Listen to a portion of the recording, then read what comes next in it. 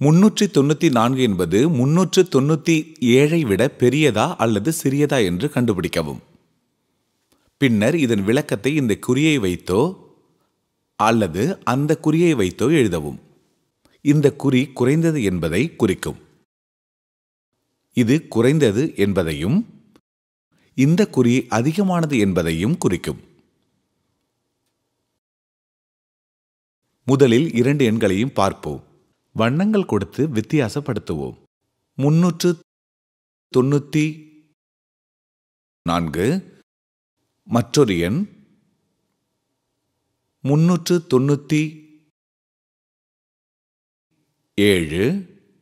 2 எண்களும் 100ஆம் இடத்தில் 3ஐ கொண்டு சமமாக உள்ளது. இரண்டுமே அந்த 9ஆல் 90ஐ கொண்டுள்ளது. ஆனால் இது 300 + 90 + 4. மேலும் இது 300 + 90 + 7. மேலும் 4 என்பது 7ஐ விட குறைவுதான். எண்கோட்டில் 4 7க்கு முன்பே வருகிறது. எனவே 394 என்பது 397ஐ விட குறைவுதான். அதனை எழுத வேண்டுமானால் இவ்வாறு எழுதலாம். 394 என்பது 397ஐ விட சிறியது. மேலும் இந்த குறி என்றால் குறைவாக என்று ஞாபகத்தில் வைத்துக்கொள்ள சிறிய எண் அந்த குறியின் கூர்மை பக்கத்தில் இருக்கும். குறியின் கூரிய இடது பக்க எண் வலது பக்க எண்ணை விட சிறியதே. நாம் இதனை வேறு விதமாகவும் எழுதலாம்.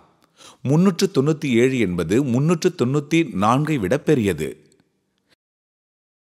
மீண்டும் சொன்னால் பெரிய எண் இந்த விரிந்த பக்கம் இருக்கும். அல்லது குறியின் பெரிய அளவுள்ள பக்கத்தில் பெரிய எண் இருக்கும் என்று சொல்லலாம்.